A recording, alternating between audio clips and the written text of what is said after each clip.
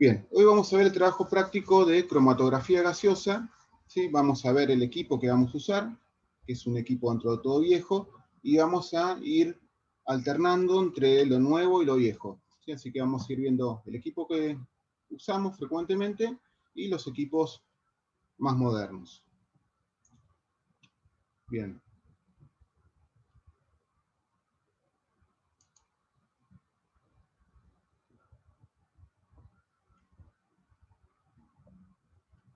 Vamos a ir acá. Bien. En primer lugar, vamos a usar un cromatógrafo gaseoso, así que tenemos que agradecer a J.P. Martin, que junto con Sinch descubrieron la cromatografía de partición y por eso le dieron el premio Nobel en 1952. Bueno, dicho esto, vamos a ver lo que tenemos que hacer en el trabajo práctico. En el trabajo práctico tenemos que separar y cuantificar tres sustancias que están en una mezcla: benceno, N-heptano y tolueno, ¿sí? Es una muestra líquida. Y esa sustancia la vamos entonces a analizar por cromatografía gaseosa, ¿sí? De manera tal que vamos a obtener tres picos, uno para cada una de las sustancias, y finalmente vamos a cuantificar, o sea, vamos a determinar el porcentaje de cada uno de estos tres componentes en una muestra problema. Bien, para eso vamos a ver el equipo que vamos a usar. Es un cromatógrafo gaseoso GoMac de la serie 150. Es un equipo de la década del 60, 70, es un equipo bastante viejo.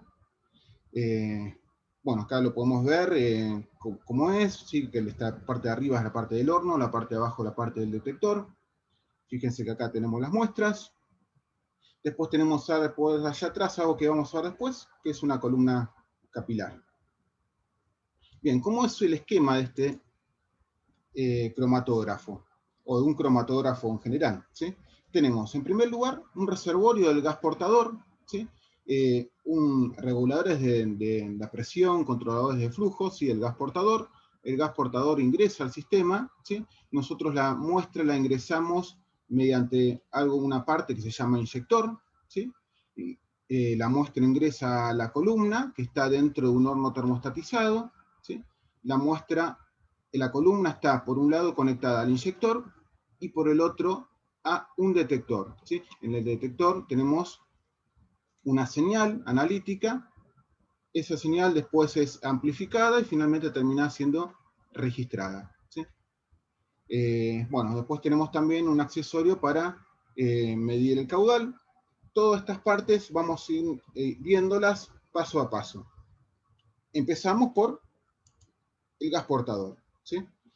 Bien, el gas portador, como vieron en la teoría, tienen que ser, o llamado también gas carrier. Vamos a ver que acá en todo lo que es cromatografía se usa mucha terminología en inglés. Bueno, como vieron en la teoría, tienen que ser químicamente inerte, ¿sí? Su función es solo transportar el analito a través de la columna, y tiene que ser de calidad cromatográfica. Bien, lo más usados son el hidrógeno, el helio y el nitrógeno. El hidrógeno, ¿sí? Como pueden ver acá en este gráfico de la eficiencia, de la influencia de la altura de plato teórico en función de la velocidad promedio de fase móvil, ¿sí? Para distintos gases portador, podemos ver que el hidrógeno es el más eficiente a altos caudales, ¿sí? Bueno, pero presenta la desventaja de ser inflamable y explosivo. El helio está ahí en un punto intermedio, es seguro, ¿sí? Pero tiene la desventaja de que es muy caro. Y por otra parte, el nitrógeno tiene la ventaja de ser barato y es el más eficiente de todos, pero a caudales muy bajos. ¿Sí? Eso da lugar a que los tiempos de análisis, si uno quiere una buena eficiencia, son más largos, ¿sí? Bien, por ejemplo, acá tenemos cromatogramas, tres cromatogramas, ¿sí? Que corresponden a estos pesticidas organoclorados, ¿sí? Usando un detector que vamos a ver después de captura de electrones, y para los tres gases portadores, helio, hidrógeno y nitrógeno. Fíjense que la velocidad que uno usa, acá la velocidad línea promedio, de 45 centímetros por segundo para el hidrógeno, hace que uno pueda resolver la muestra en 13 minutos, ¿sí? El helio necesitaría un poco más de tiempo, y el nitrógeno uno tiene que usar un caudal mucho más lento, es una velocidad lineal promedio, entonces también mucho más lenta, y entonces los tiempos se alargan, ¿sí?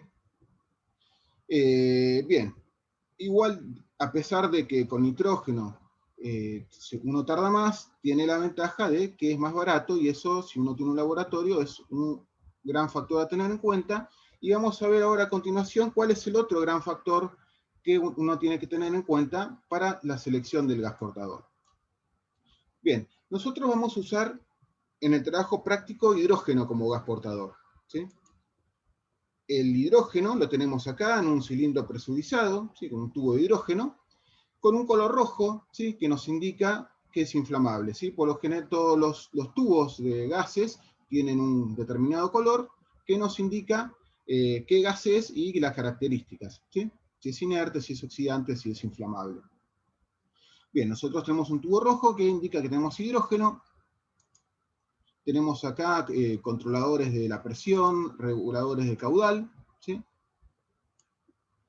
Lo que nosotros no usamos, pero se usa frecuentemente en todo lo que es cromatografía gaseosa, son trampas para eliminar las impurezas, ¿sí? Las impurezas que puede tener el gas portador puede ser agua, ¿sí? Humedad, oxígeno o hidrocarburos, ¿sí?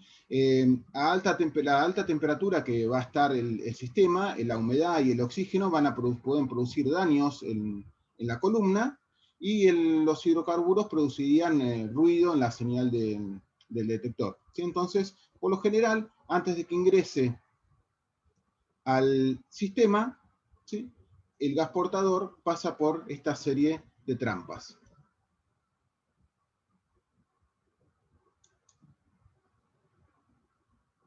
Bien, como les dije, el gas portador, bueno, uno lo selecciona por el precio, pero lo que determina el gas portador que uno puede usar es el detector que uno tiene, ¿sí? Cada detector demanda un gas portador específico para su óptimo funcionamiento. Nosotros vamos a usar un detector de conductividad térmica, ¿sí? Y el gas portador que tiene que usarse para cuando uno usa este detector es un gas portador con una alta conductividad térmica, y esos son el hidrógeno o el helio, ¿sí? El otro detector, vamos a ver después, universal, que se usa en cromatografía gaseosa, es el FIT, y en este caso el gas portador tiene que ser o nitrógeno o helio, ¿sí?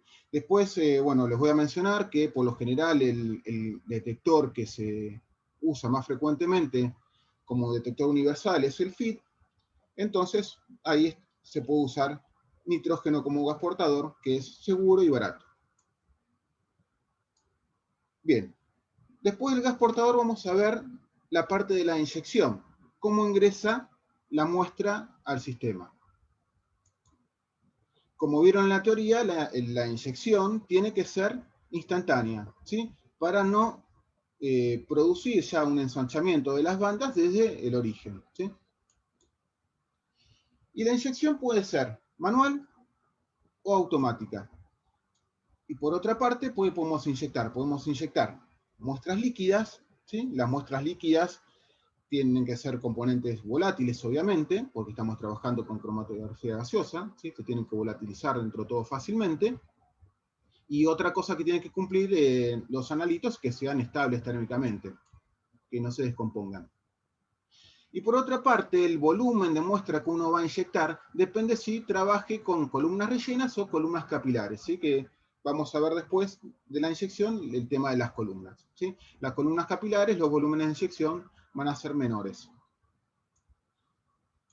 Y por otra parte, podemos inyectar muestras gaseosas, ¿sí? Por ejemplo, una mezcla de gases, como sería el gas natural, o podemos inyectar, que es algo que se usa frecuentemente, es la fase gaseosa que está en equilibrio con una muestra sólida o líquida. En este caso estamos trabajando en lo que se llama modo headspace, ¿sí?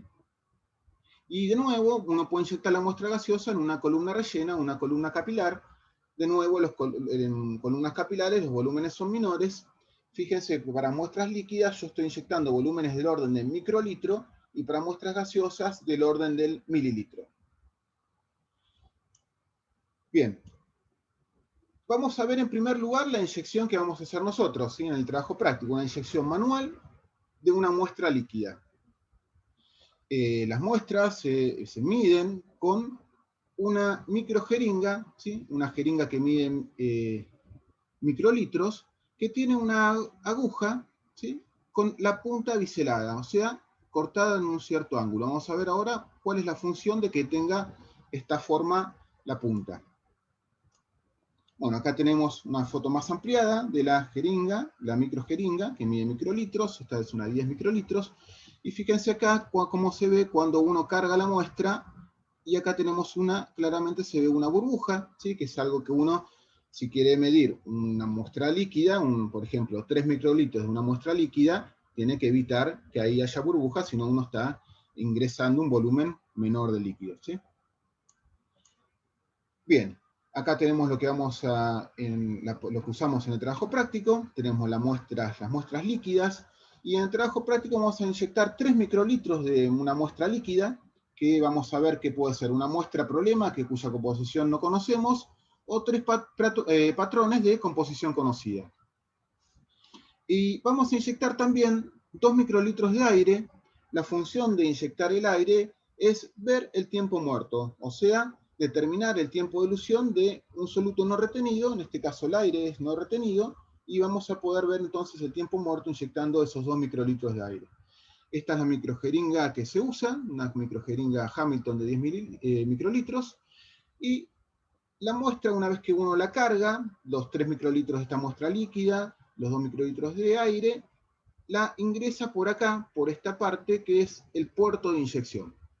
O sea, uno mete la aguja por acá, ¿sí?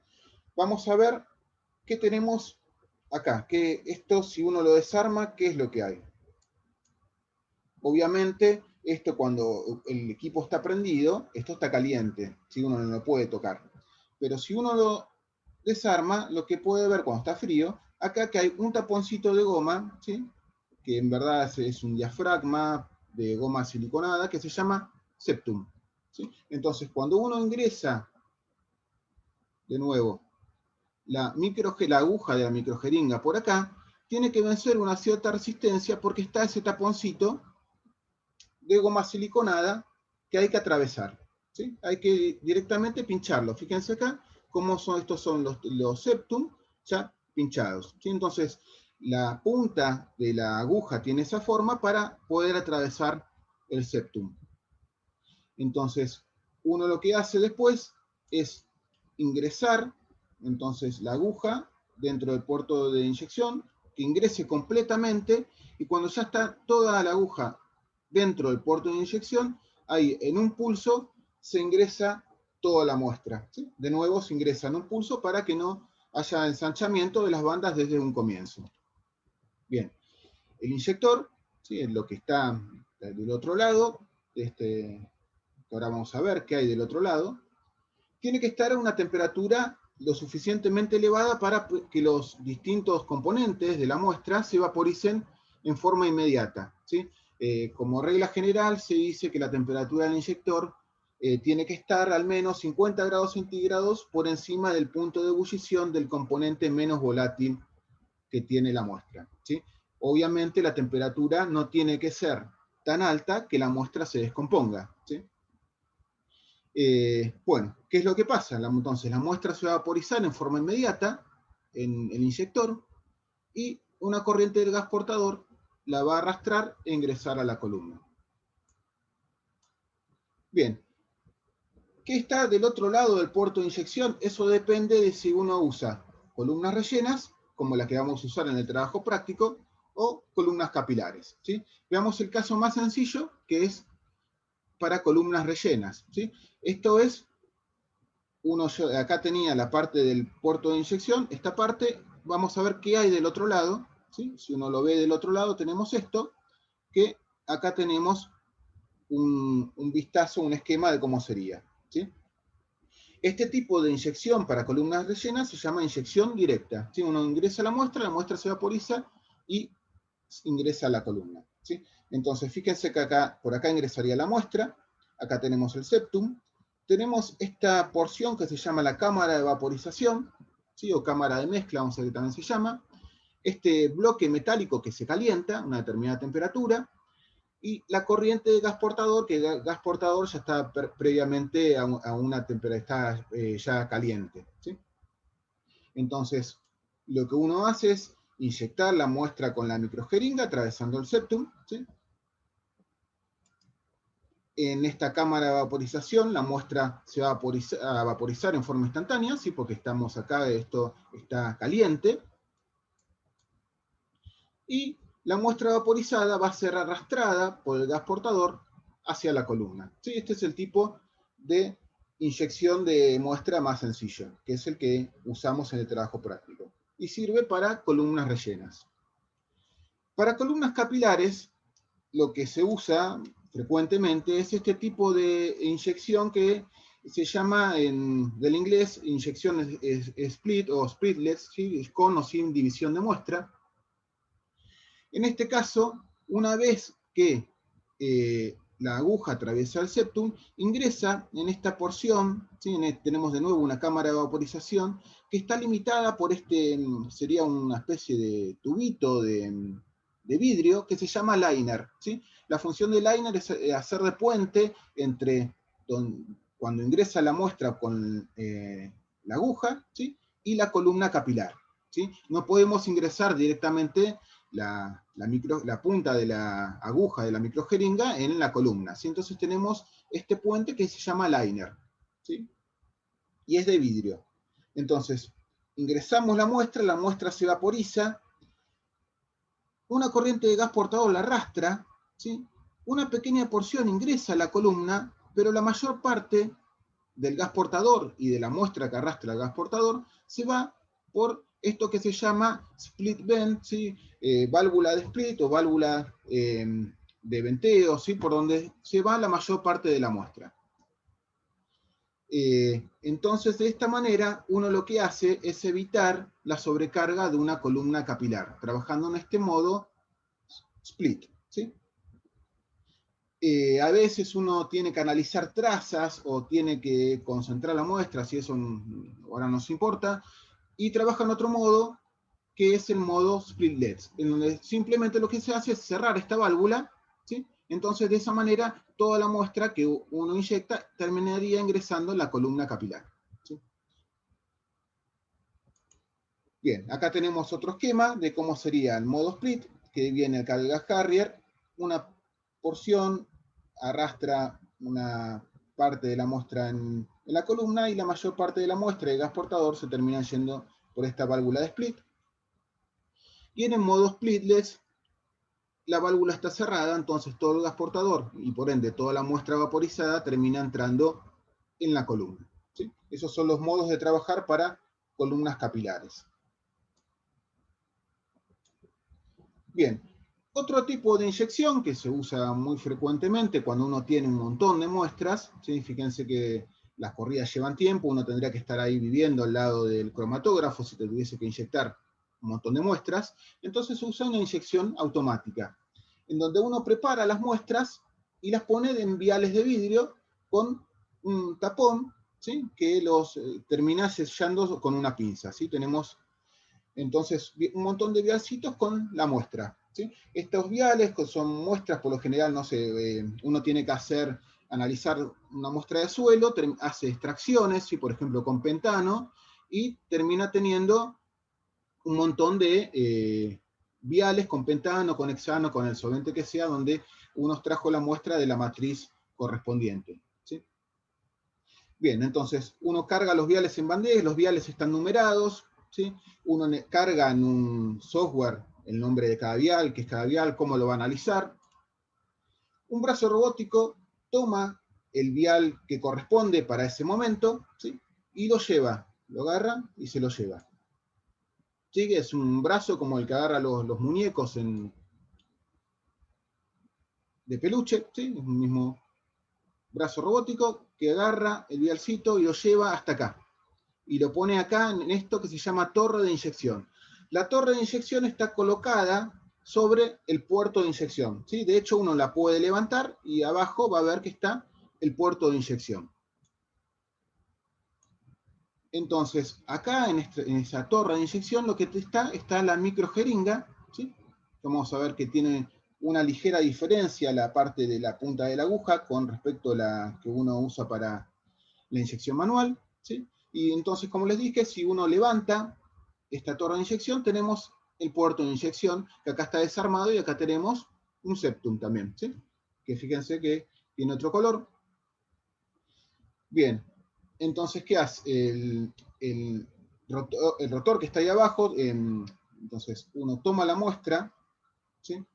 Que va a estar acá, la microjeringa toma la muestra, y después la termina inyectando en este puerto de inyección. Acá vemos cuando la está inyectando, ¿sí? Y bueno, después comienza todo lo que es la corrida. El vialcito vuelve de nuevo a la bandeja, ¿sí? Y viene otro vial, y así sucesivamente continúan las distintas inyecciones, que cada corrida puede tardar 30 minutos, una hora, depende de que uno esté analizando, ¿sí? Entonces, uno puede dejar, por ejemplo, esto corriendo todo un fin de semana, y cuando viene el lunes ya se analizaron 50, 100 vialcitos, ¿sí? Bien. Con respecto a la inyección automática, lo que les dije, se usa en el autoanalizador una aguja con una punta que es cónica, ¿sí? Para la función de la punta cónica es aumentar la vida útil del septum, ¿sí? Entonces, en vez de usar esta aguja con punta biselar, que uno usa en la inyección manual, uno usa para el autosampler, para el autoanalizador, para la inyección automática, una aguja con una punta cónica. Bueno, esto como dato anecdótico, ¿sí? Bien, otra muestra que uno puede inyectar es una muestra gaseosa, ¿sí? Como les dije, lo más frecuente es inyectar un gas que está en equilibrio con una muestra líquida o sólida. En este caso, se llama esta técnica inyección de headspace o espacio cabeza, ¿sí? Entonces tenemos una muestra líquida, en este caso, que puede ser sólida también, y la fase gaseosa en equilibrio con esa muestra o líquida o sólida, ¿sí? Esa fase gaseosa en equilibrio se llama headspace, ¿sí? Es el espacio cabeza, es la fase gaseosa en equilibrio. Estos son los viales que se usan, son viales más grandes que los que les mostré previamente, ¿sí? Y tenemos entonces en este caso muestras líquidas y la fase gaseosa en equilibrio. Hay dos modos de trabajar en Headspace, pues, estático o dinámico, ¿sí? Vamos a ver tal vez el más simple, que es el estático. Lo que se hace es encerrar la muestra en este vial, ¿sí? El vial se cierra con esta pinza en forma hermética, y después el vial se pone en un baño calefactor, en un bloque calefactor, a una temperatura constante, ¿sí? Durante un cierto tiempo hasta que se alcance el equilibrio, y ahí cuando se alcanza el equilibrio, después de ese cierto tiempo, uno lo que hace es tomar la fase gaseosa que está en equilibrio con esa muestra, ¿sí? Y esa fase gaseosa uno después la termina inyectando en el cromatógrafo.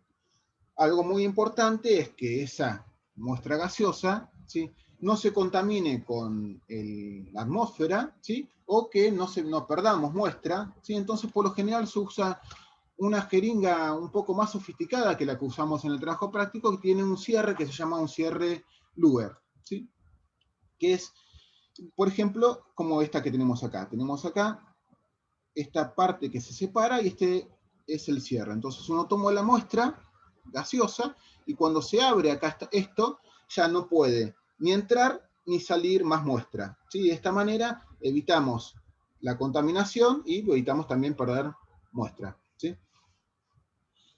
Bien, entonces uno toma la muestra gaseosa y la termina inyectando en el cromatógrafo, como vimos con las muestras líquidas, ¿sí? Esto sería para una inyección manual. Hay equipos de inyección automática también para lo que es Headspace.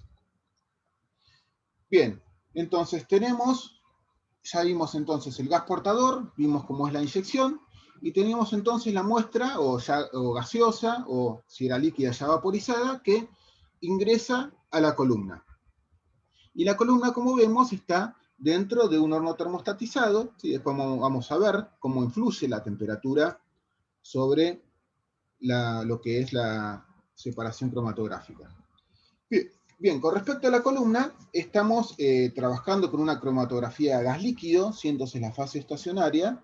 Es un líquido que está inmovilizado dentro de la columna. Bueno, vieron la teoría de las características que tenían que tener esta fase estacionaria, ¿sí? Obviamente tiene que tener un elevado punto de ebullición, ¿sí? Para que no se vaporice y se vaya, perdamos la fase estacionaria. Estabilidad térmica, inercia química, y bueno, uno selecciona esta fase estacionaria para que los analitos que uno tiene que separar se separen bien, o sea que los valores de factor de retención y selectividad estén dentro de los intervalos recomendados, ¿sí? Por lo general, después vamos a ver, en el comercio hay columnas para distintos los analitos que uno quiere analizar. Por ejemplo, si uno quiere analizar pesticidas organoclorados, va a usar una columna que es para eso, ¿sí? Hay columnas que son de uso general y sirven para un montón de separaciones de distintos tipos de analitos. Bien, ese líquido que está dentro de la columna puede estar de dos maneras, ¿sí? Y de esta manera vamos a tener dos tipos de columnas. El líquido puede estar embebiendo partículas de un soporte inerte, y en este caso tenemos las columnas que se llaman columnas rellenas. Y por otra parte, la fase estacionaria líquida puede estar recubriendo la superficie interna de un capilar, y en este caso tenemos las columnas capilares. Obviamente el diámetro de una columna capilar va a ser mucho menor que una columna rellena. Las longitudes de las columnas capilares son mayores que la columna rellena, y por otra parte tenemos mucho más platos por metro en una columna capilar, es más eficiente. Entonces, como tenemos más platos por metro y tenemos más metros, tenemos más platos en una columna capilar que en una columna rellena. Bueno, acá tenemos un ejemplo de cada una para comparar. Vamos a ver en detalle cada una. Entonces, cuando uno dice que una columna capilar tiene 20 metros, no imaginen 20 metros a lo largo, sino que las columnas están enrolladas. Bien, empecemos con las columnas que vamos a ver vamos a usar en el trabajo práctico. Si tenemos un equipo viejo y se usan las columnas, las primeras columnas que se utilizaron, que son las columnas rellenas, ¿sí? Entonces, como les dije, tenemos partículas de un soporte inerte embebidas con la fase estacionaria líquida. Todo esto está dentro de esto que es de acero inoxidable, ¿sí? Tenemos todo dentro de esta carcasa de acero inoxidable, todo metido ahí, en todo empaquetado dentro de este cilindro, ¿sí? De acero inoxidable. Bien, acá tenemos como compra uno una columna rellena. Fíjense que está acá cerrado, ¿sí? Para que no haya contaminación con el oxígeno principalmente y la humedad. ¿Cómo va la columna rellena dentro del horno, del cromatógrafo? Fíjense que tienen una chapita que nos indica qué columna es y las características. Y acá tenemos cómo va conectada al cromatógrafo, ¿sí? Como les dije, las columnas, entonces tenemos una parte que está conectada a la parte del inyector, ¿sí? Acá tenemos toda la vuelta, y termina ingresando acá al detector, ¿sí? De nuevo acá tenemos una chapita que nos indica qué columna es. Bien, en el trabajo práctico que vamos a usar una columna rellena, entonces, como les dije, y como fase estacionaria usamos un fluido que se llama DC200, ¿sí? Que es un aceite de silicona. Su composición es un polidimetilsiloxano, ¿sí? La estructura es esta, un grupo dimetilsiloxano, ¿sí? N veces, ¿sí? Un polidimetilsiloxano. Esta sería la estructura. Y es un líquido, ¿sí? Un líquido de alto punto de ebullición y, como se puede ver, viscoso, ¿sí? Bueno, esta fase estacionaria es una fase estacionaria, como les dice acá, una fase estacionaria no polar de uso general, ¿sí? Puede usarse para hidrocarburos, ¿sí? Para aromáticos polinucleares, ¿sí? Para compuestos no polares.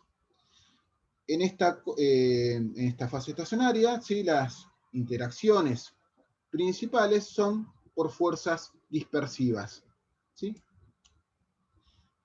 Bien, en la columna, como en toda cromatografía, va a haber una partición, ¿sí? Como en toda cromatografía partición, va a haber una partición de los solutos entre las dos fases, la fase estacionaria y la fase móvil. En este caso tenemos una fase estacionaria no polar que interactúa solo por fuerzas dispersivas. Entonces, los analitos, que nosotros tenemos analitos no polares, van a diluir según orden creciente de punto de ebullición.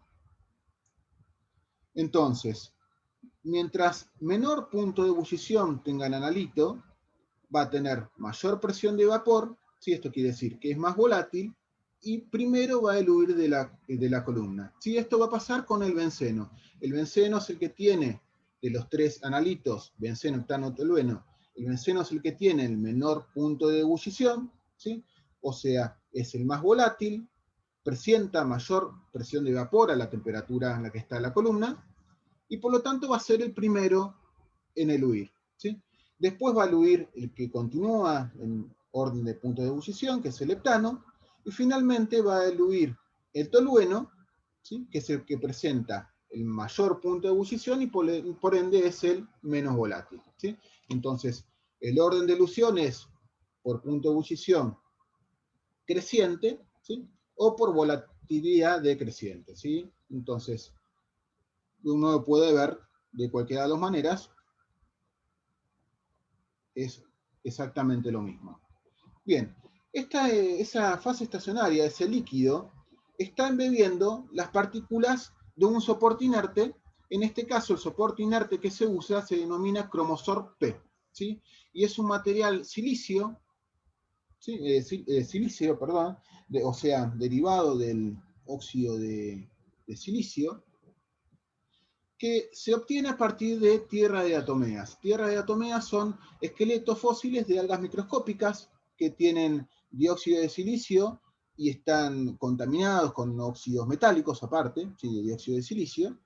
Entonces, estos esqueletos de algas microscópicas tienen que someterse a un proceso de secado, calcinación, fusión con hidróxido de sodio, lavado con ácidos y finalmente silanización, y uno termina teniendo estos soportes, que hay distintos tipos en el comercio. Este, por ejemplo, es un soporte cromosor.